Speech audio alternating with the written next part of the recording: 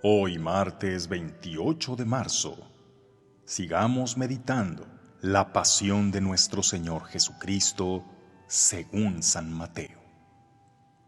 Llegada la mañana, todos los sumos sacerdotes y los ancianos del pueblo celebraron consejo contra Jesús para darle muerte. Después de atarlo, lo llevaron ante el procurador Poncio Pilato y se lo entregaron. Entonces Judas, que lo había entregado, viendo que Jesús había sido condenado a muerte, devolvió arrepentido las 30 monedas de plata a los sumos sacerdotes y a los ancianos, diciendo: «Pequé, entregando la sangre de un inocente». Ellos dijeron: «¿Y a nosotros qué nos importa? Allá tú». Entonces Judas arrojó las monedas de plata en el templo, se fue y se ahorcó. Los sumos sacerdotes tomaron las monedas de plata y dijeron: «No es lícito juntarlas con el dinero de las limosnas, porque son precio de sangre». Después de deliberar, compraron con ellas el campo del alfarero, para sepultar ahí a los extranjeros. Por eso aquel campo se llama hasta el día de hoy Campo de Sangre. Así se cumplió lo que dijo el profeta Jeremías: «Tomaron las 30 monedas de plata en que fue tasado aquel a quien pusieron precio algunos hijos de Israel, y las dieron por el campo del alfarero, según lo que me ordenó el Señor». Palabra del Señor.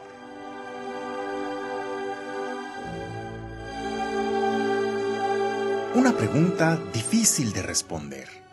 ¿Se salvó Judas? Para muchos la pregunta no tiene nada de difícil. Obviamente que no. ¿Cómo el más bajo pecador, ruin y miserable, más por lo que hizo, por a quién se lo hizo, que pasó a convertirse en el símbolo universal de la avaricia y de la traición, y su nombre maldito por la historia? Hasta en la obra clásica de Dante Alighieri, La Divina Comedia, Judas es puesto en el 9º círculo del infierno, el más inferior y terrible de todos, reservado a los peores traidores de la historia, de los cuales, por supuesto, Judas ocupa el primer lugar, no como un traidor más, sino el traidor por antonomasia. De modo que decir que alguien es un Judas, todos entienden que eso significa que es un traicionero. Además, por si a alguien le quedara duda de que se condenó, recordemos que además de todo se suicidó, y hasta hace poco se creía que todo suicida iba automáticamente al infierno, por lo que ni siquiera podía recibir cristiana sepultura. Aunque saben, yo guardo en mi corazón una sospecha, quizá una esperanza, de que Judas no se haya condenado. Sé que su pecado fue muy grande, pero ¿acaso no es infinitamente más grande la misericordia de Dios?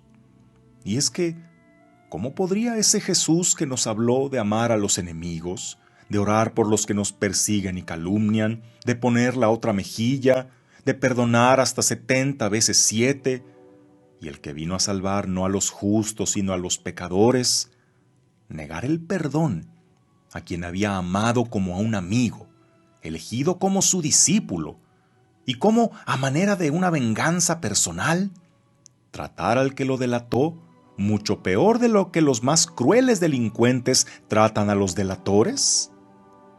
El Jesús que conocemos no es así. Algunos objetarán: Jesús no condena a nadie, es cada uno el que se condena con sus propios pecados. Bueno, sí, pero ¿cuál es la condición para recibir el perdón de los pecados? Exacto, el arrepentimiento. ¿Y acaso Judas no lo tuvo? Por supuesto, aunque tan grande fue que lo llevó por un camino equivocado. El arrepentimiento ha de provocar dolor por el pecado, pero de este dolor ha de brotar la esperanza de redención y culminar con el gozo de ser perdonado. Pero Judas se fue por el camino errado de la desesperanza, de creer que su pecado era imperdonable. Si se lo hubiera pedido, estoy seguro de que Jesús lo hubiera perdonado, pero Judas no pudo perdonarse a sí mismo. Y la pregunta de si Judas fue al infierno, definitivamente, pero no al infierno de los que Dios no perdona, sino ese que viven los que no pueden perdonarse a sí mismos, de los que viven un infierno en vida, atormentados por el peso de la culpa, que les provoca una desesperación tan grande que lo único que sienten que los puede liberar es la muerte. Que si los suicidas van al infierno, lo que sabemos es que ellos vienen de un infierno. Como vimos en una meditación pasada, no sabemos los motivos que llevaron a Judas a hacer lo que hizo, pero muy probablemente fue engañado por las autoridades judías. Él no pensó que iban a llegar a tanto, no creyó que lo condenarían a muerte. Al darse cuenta de lo que estaban haciendo, miró las 30 miserables monedas que había ganado y se dio cuenta que ni devolviéndolas podía compensar el daño que causó. Y él habría querido ser el condenado a la cruz en vez de su maestro.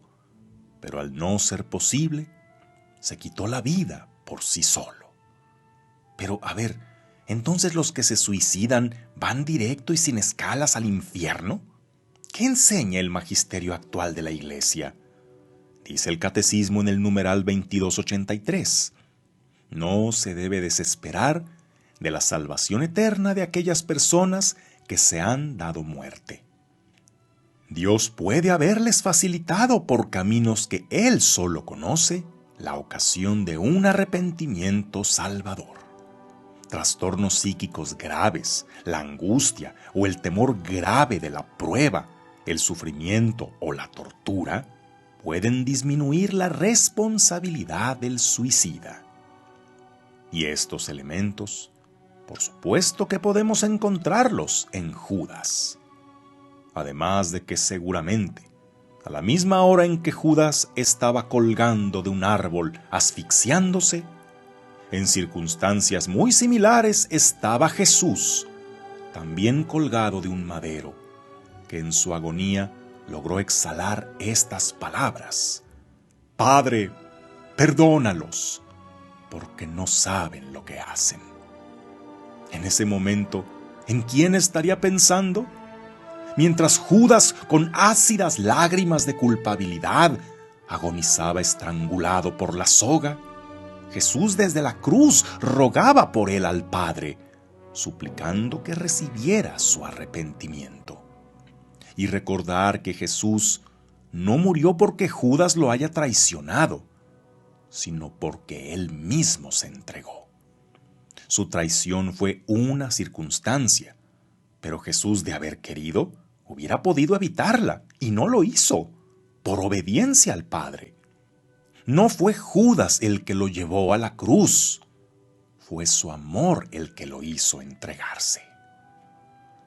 Judas Iscariote, el único de los 12 apóstoles que no es considerado santo, y nunca lo será, pero discípulo, elegido por Jesús a su seguimiento, y uno de los pecadores por los cuales Jesús murió, sí lo es. Lo que me da una esperanza de que Judas se haya salvado. Bueno, ¿y por qué eso me importa a mí? Porque si Judas se salvó, yo, que nada me puedo considerar mejor que Judas, tendré esperanza de salvarme también. Que tengas un día lleno de bendiciones.